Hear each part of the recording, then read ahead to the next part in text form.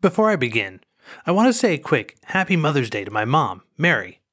She's always been a source of inspiration to me, and I thank her for giving me the confidence to get behind a microphone and throw my voice into the world. Everything starts and ends with Mom, and I like to think that, just like Fredegunda, she would have done anything for me, like stabbing and assassinating enemies. Well, I'm glad she never had to, but she totally would have. Also, I want to take a moment to remember the memory of my mother-in-law, Rita. We lost her last year, but there's never a day that goes by that she's not in our hearts or on our minds. If she were here now, I would tell her that her daughter is the most amazing person I've ever known, and I have her to thank for that. So, with that said, I know it's a few days overdue, but Happy Mother's Day to Mary, Rita, and all of the rest of the moms out there. Now, on with the show.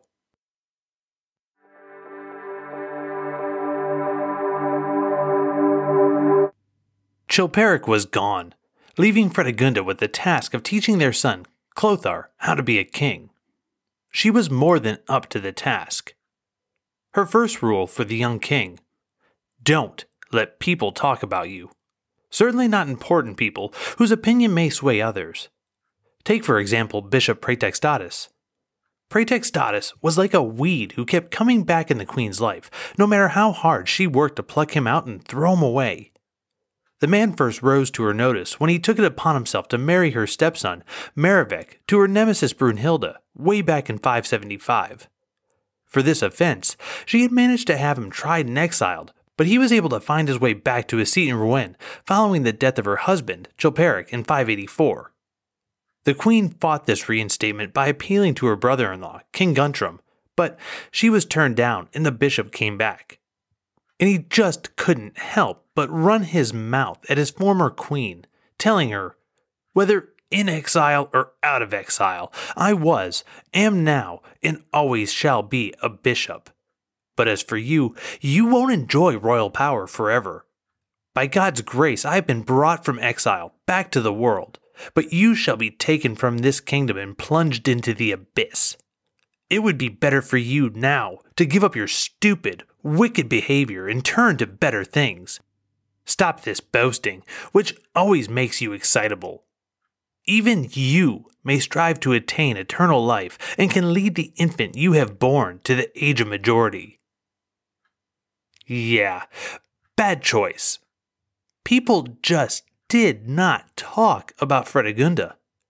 They didn't call her stupid and wicked, and they most certainly never were to say anything that would imply that she may somehow be separated from her son, the king.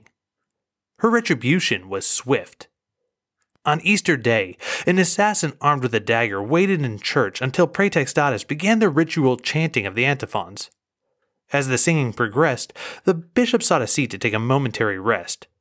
He'd only been seated for a moment when the assailant was on him, driving his blade as deep as possible into the bishop's armpit. Wounded, bleeding, and clearly dying, Praetextatus looked about for help, but all of those near him refused to come forward to offer him any. He began to laugh, knowing whose work this was.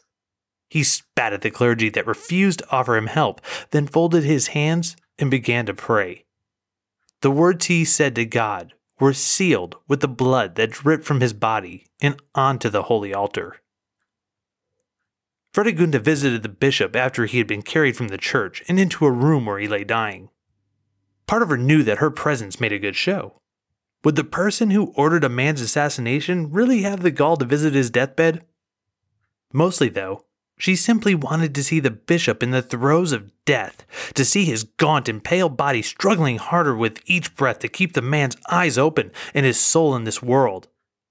When she sat next to him, she said, "Holy Bishop, your flock and I should never have lived to see the day when such a crime as this should be committed, and while you were performing the office too.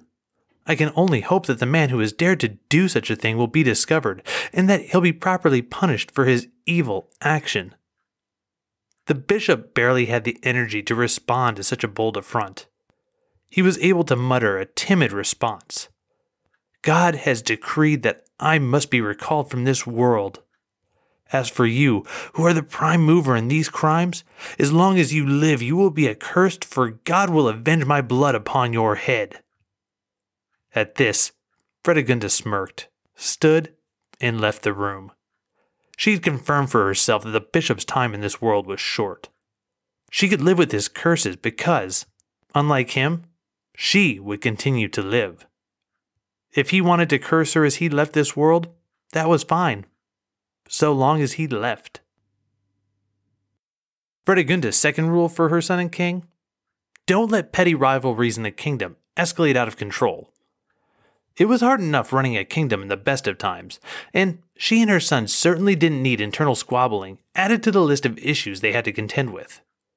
Despite this desire for harmony, there were those who wanted to do their own thing. Take, for example, the Franks of Tournai and the dispute that arose when one man up and killed his brother-in-law for failing to be faithful to the former man's sister. Both of the morons in this case died when they fought one another, but this didn't quell the situation. Instead, the families of both decided to carry on with their feud. The disturbance they caused rose to the royal level, and Fredegunda stepped in to ask everyone to calm down and stop their bickering. Despite her intervention, the men failed to stop fighting. No problem, Fredegunda thought. Let's just have them over for dinner. The three men upmost in the dispute, while hating one another personally, would never say no to the queen. And it was for that reason that these three primary belligerents all showed up to dinner on the same night, to hear the queen's proposal for how things may be set right between them.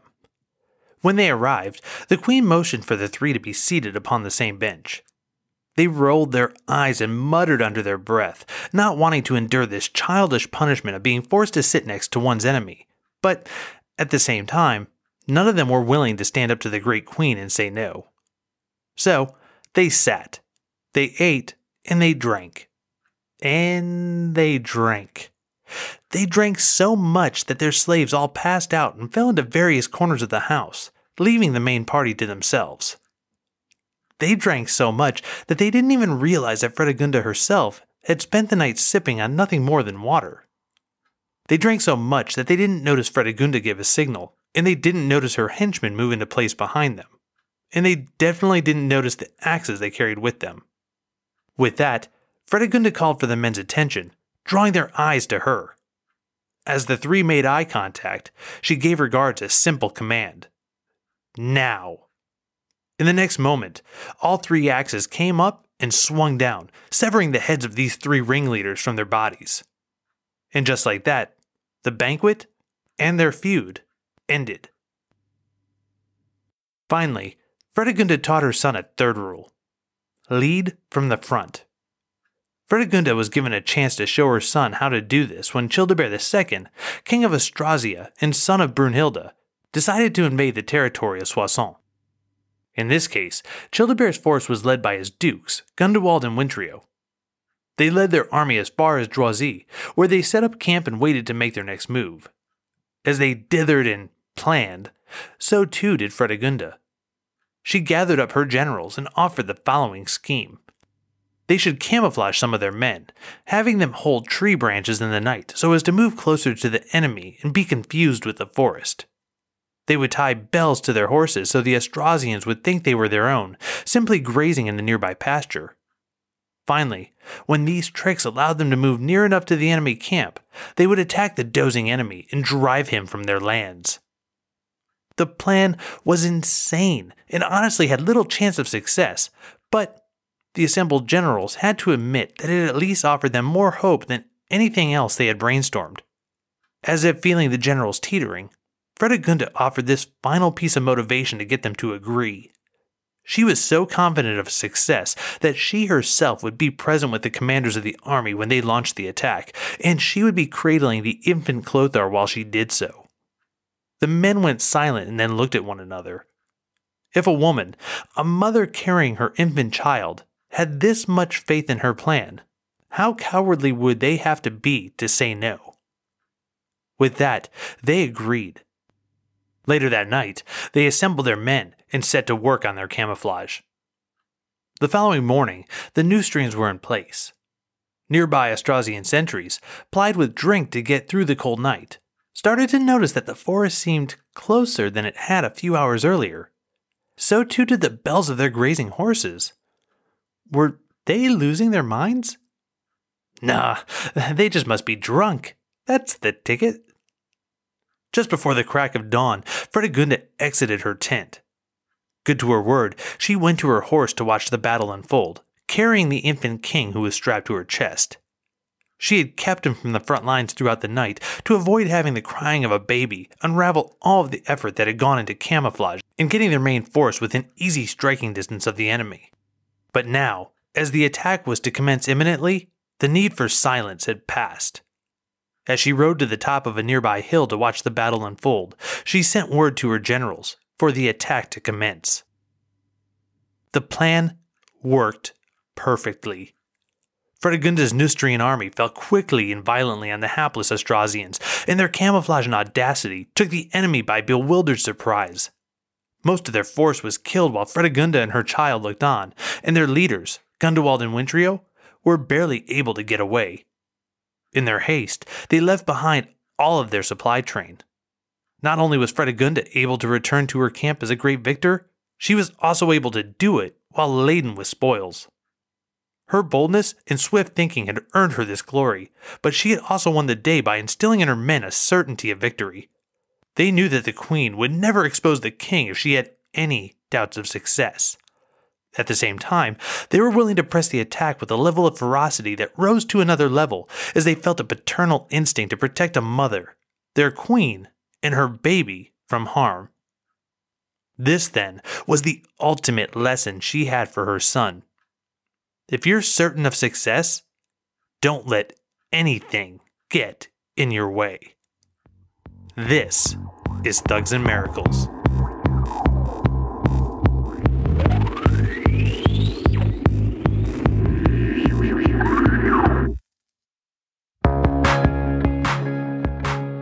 Episode 20. Something's Gotta Give.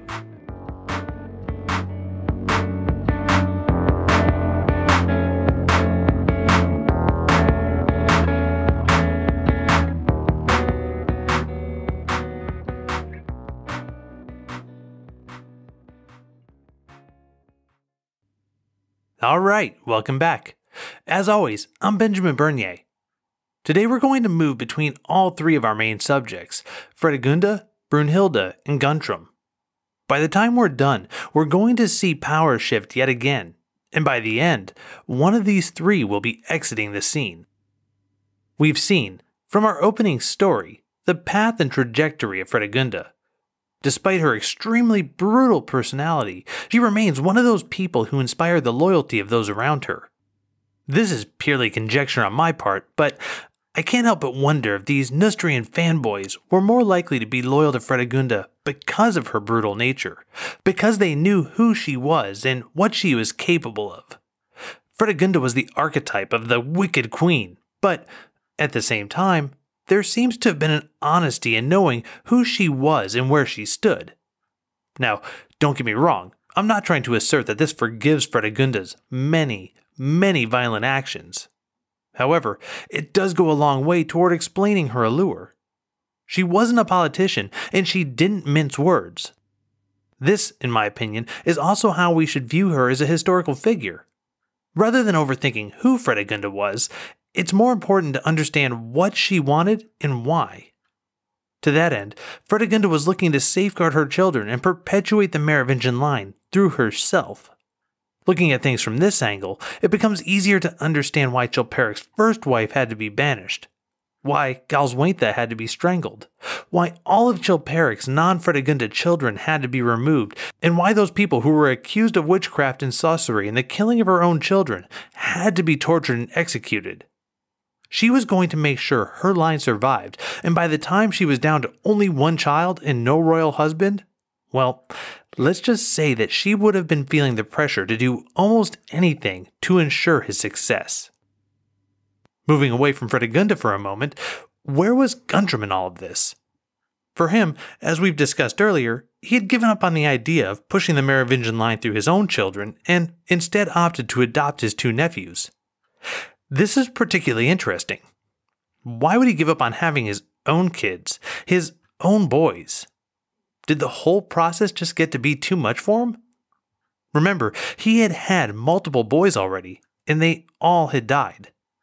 Still, he was able to produce children, and he was under no illusions of being cursed insofar as being able to have boys. Looking back, though, he had seen one of these kids get poisoned to death by his own wife, the child's stepmom, and had had another boy die by the judgment of God, wherein God chose to smite the baby for the sins of the mother. This led to Guntram banishing his wife, an act that had to have been at least emotionally exhausting and, more likely, incredibly painful. After this, he got remarried, had 2 more boys, and then had to watch them suffer and die from dysentery. Again, this had to have been emotionally wrenching to endure. On top of all of this, Guntram's choice of wives doesn't seem to have led him to be much of a romantic. We're told by Gregory of how, in the year 580, Guntram's wife Austerchild became sick and began to die. The bitter way in which she left this world likely stuck with Guntram. From Gregory, quote, "In these days, Austerchild, wife of Prince Guntram, succumbed to this disease, but before she breathed out her worthless life, seeing she could not escape, she drew deep sighs and wished to have partners in her death, intending that at her funeral there should be mourning for others. It is said that she made a request of the king in Herodian fashion, saying, 'I would still have had hopes of life if I had not fallen into the hands of wicked physicians. For the draughts they gave me have taken my life away perforce and have caused me swiftly to lose the light of day. And therefore I beg you, let my death not go unavenged, and I conjure you with an oath to have them slain by the sword as soon as I depart from the light, so that, just as I cannot live longer, so they too shall not boast after my death, and the grief of our friends and of theirs shall be one and the same.' So speaking, she gave up her unhappy soul, and the king, after the customary period of public mourning, fulfilled her wicked order, forced by the oath to his cruel wife. He ordered the 2 physicians who had attended her to be slain with the sword, and the wisdom of many believes that this was not done without sin." End quote. So here we are in 580, and with Guntram nearing his 50th birthday. While today we consider this age to be firmly in the middle of life, in 580 Guntram would have been considered an older man. He had seen all of his children die horribly. He'd had to give up the woman who gave him his first heir for his first wife, all because of the former's lower birth. He'd had to banish that same wife for bringing the judgment of God against their house. And now he was out, murdering doctors at the request of this late second wife, all because they hadn't managed to save her life. I mean, none of this adds up to the life of a person who would be particularly happy or particularly hopeful as he entered his senior years. And I can understand how he perhaps didn't feel like starting over again when, for all of his life, the cost of hope had been nothing but pain and heartbreak. This leads us then to the last decade of Guntram's life, and it's in this last decade where we discover that if you act piously enough, and you give enough money to the church and you make friends with the people who are going to talk you up, then you too can become a saint even after a life of bedding slaves, banishing wives, killing doctors, and generally not really being very saintly. And for what it's worth, Guntram does appear to have lived a relatively pious existence in his last years, or at least as pious as he was able to do as king. This piousness, along with the perception of his people that he was a, quote, good king, led to his people believing him capable of miracles. In fact, he's the only Merovingian king who's noted as having performed miracles within his life. To learn more about this, we again turn to, who else? Gregory. Quote, "It was then commonly told among the faithful that a woman whose son was suffering from a 4-day fever and was lying in bed very ill, approached the king's back in the throng of people and secretly broke off the fringe of the royal garment and put it in water and gave to her son to drink. And at once the fever died down and he was cured. I do not regard this as doubtful, since I have myself heard persons possessed by demons in their furies call on his name and admit their ill deeds, recognizing his power." End quote. And so, there you have it. First-person evidence of Guntram performing miracles, as well as people believing that their king had the power to vanquish, quote, demons and their furies, end quote. Tales such as these would help to get Guntram canonized as a saint in the not-too-distant future after his death. Which, speaking of that, King Guntram died in his bed in 592 at the age of 60. I really wish there was a more glamorous ending to write here, and believe me, I racked my brain for a while before writing this simple, one-line send-off for one of our kings. But that's really about the long and short of Guntram. He was the most milquetoast brother of all of Clothar I's sons, and he was milquetoast at a time when personalities around him were going to steal the historical limelight every single time. I mean, seriously, look at his brothers. Charbear lived short and fast and was excommunicated for his wild lifestyle before he died. Sigebert was victorious in love and war, all except for that assassin that his guard let through to him. Even Chilperic had a crazy love life and was constantly pushing his luck for an advantage. And then, beyond his brother kings, throw in Brunhilda and Fredegunda, and we can then push outside of the Frankish kingdom to talk about the Byzantine Emperor Justinian and his wife Theodora, and then there's Gundevald as a usurper, and, well, I stand by my assessment. Guntram was boring. He was vanilla. He liked a girl when he was young, but did nothing to fight for when he was pressured into marrying a proper girl. When this proper wife had his son from that first relationship killed, he banished her. He didn't even take it upon himself to strike her down, but instead sent her out into the elements to die slowly and in a place where he wouldn't have to see it happen. He finally married another girl and had a few kids, but all of these predeceased him by over a decade.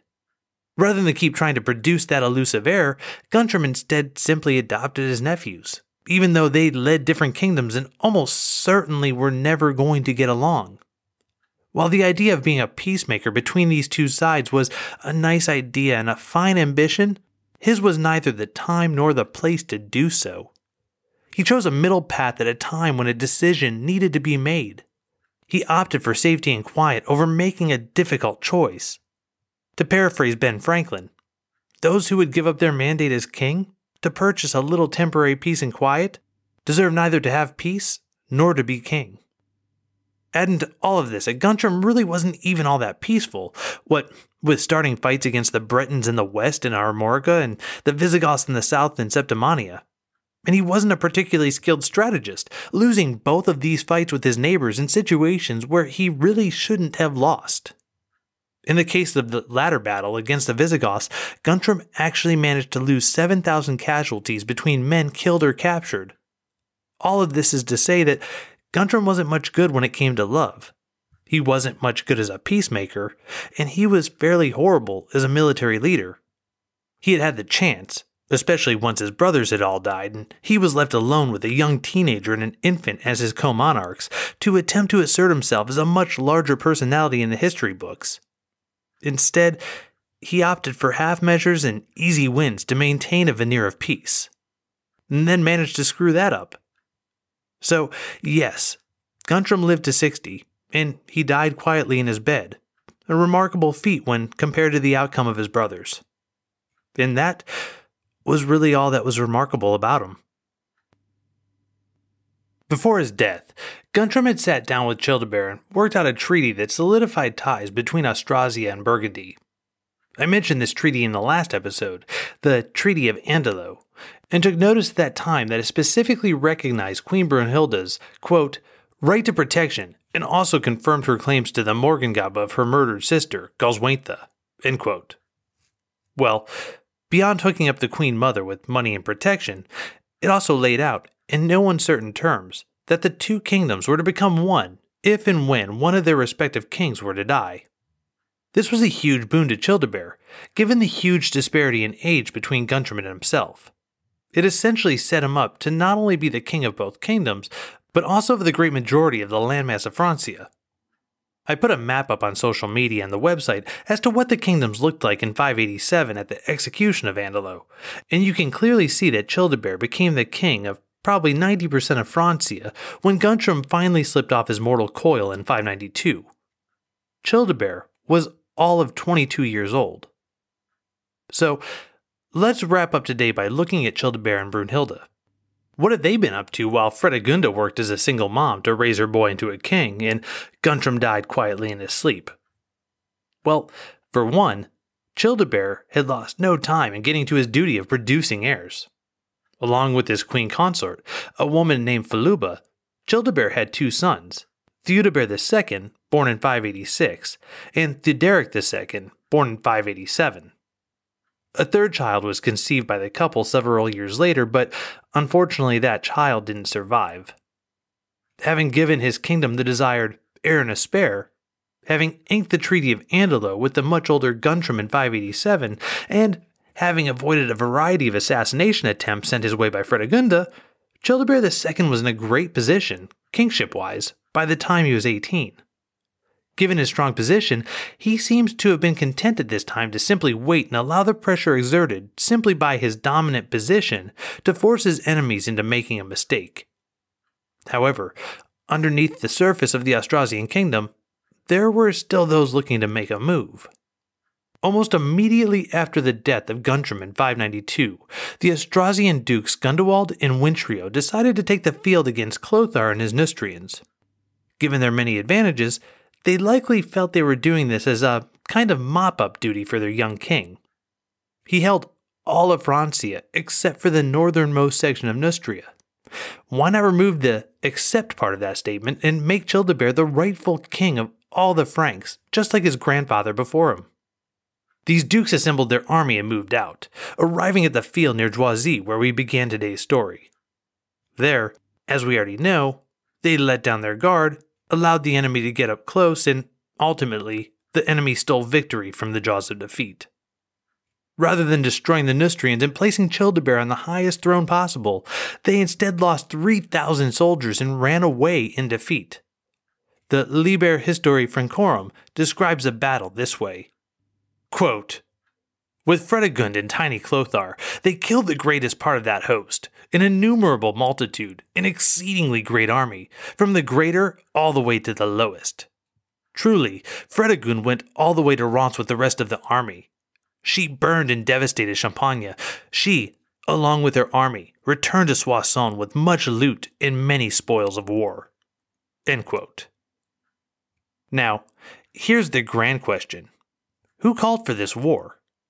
The primary movements came from the Austrasian side, so, at least in this case, Fredegund is off the hook for having started bloodshed. So, within Austrasia, who was pushing for war? Childebert himself was 22, had been sitting relatively idle for quite some time, and perhaps wanted to add a military victory to his resume. Maybe he was bored. Maybe he was considering the conquest of Francia to be his personal manifest destiny. Maybe Brunhilda was whispering in his ear, telling him to fight. Or, perhaps, he was completely oblivious to the military undertakings altogether.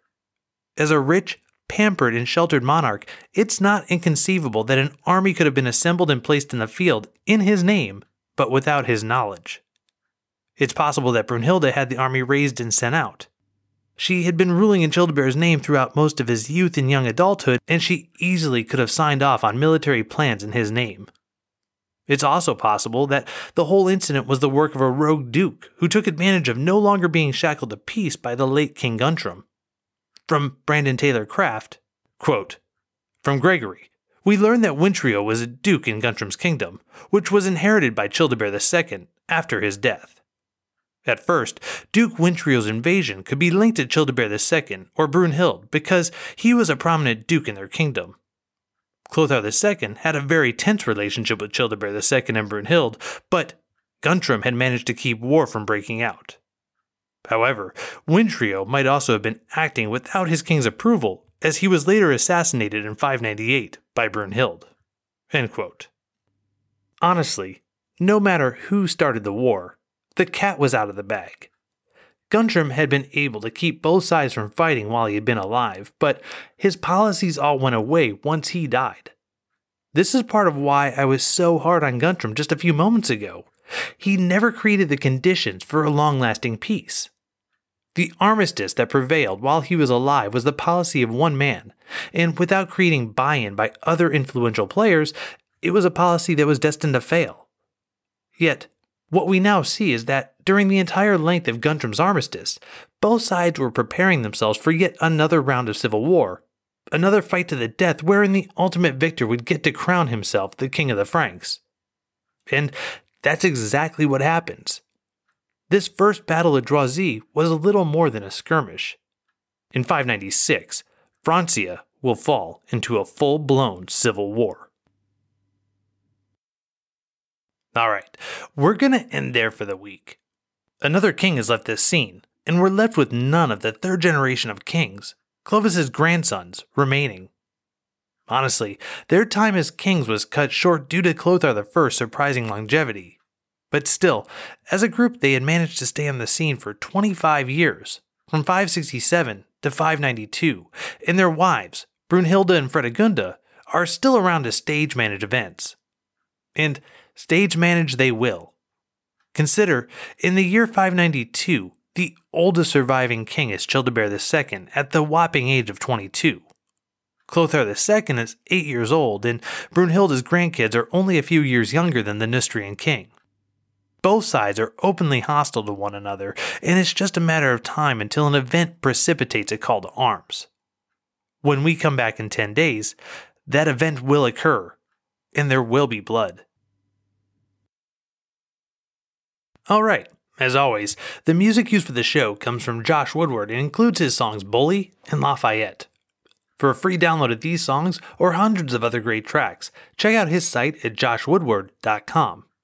Notes on this episode, a list of sources, a monarchy/family tree, and also a list of other great history podcasts are all available online at thugsandmiracles.com. This week, I want to welcome Elizabeth Lunday in the year that was back from hiatus.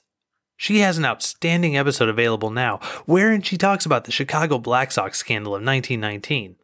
In telling the story, she also manages to recap the story of the Wingfoot Air Express crash, a hydrogen blimp that blew up over the skies of Chicago in the middle of one of the White Sox games. It's an unreal story.